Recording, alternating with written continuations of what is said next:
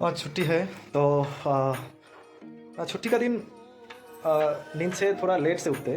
तो आज जल्दी जल्दी नींद से उठा। आज सोचा कहीं बाहर जाऊं, तो इसीलिए अभी फटाफट सब कुछ कोच काज करके चल रहे हैं। थोड़ा सा काम बाकी है, तो इसको करके बाहर जाते हैं। देखो, मेरा घर तैयार हो गया।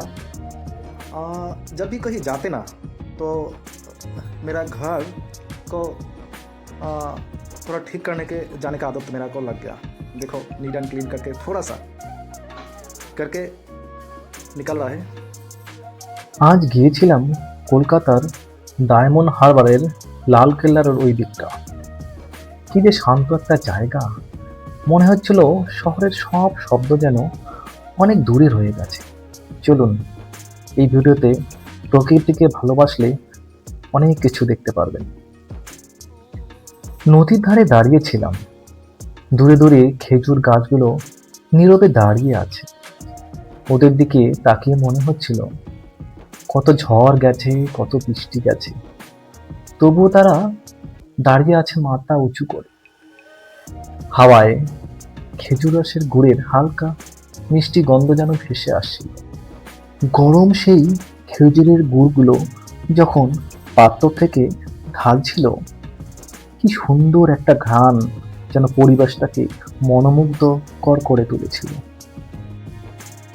সূর্য যখন ধীরে ধীরে নামছিল, আকাশ লাল হয়ে যাচ্ছিল। আমি শুধু চুপচাপ করে দাঁড়িয়েছিলাম, কোনো কথা ছিল না, কিন্তু ভিতরে ভিতরে অনেক কথা চল।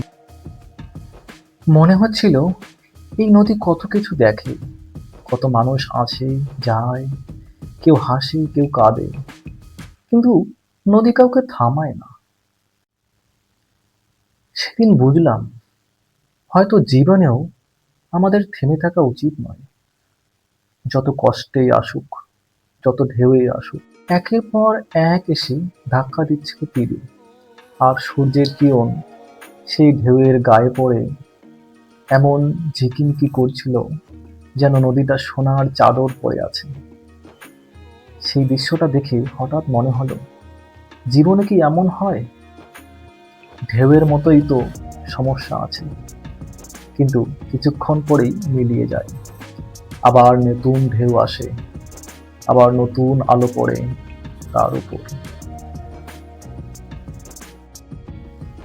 যদি কখনো মন ক্লান্ত হয়ে যায়, একবার নদীর ধারে গিয়ে দাঁড়ান।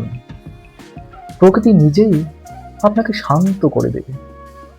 ডায়মন্ড হারবারের সেই ঝিকিমিকি বিকেল আজও চোখের সামনে ভাসছে, আর মনে করিয়ে দিচ্ছে সৌন্দর্য কখনো দূরে নয়, শুধু একটু থেমে দেখার অপেক্ষা।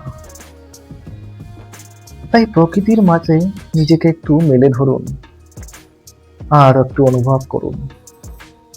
আপনি অনেক শান্তি পাবেন।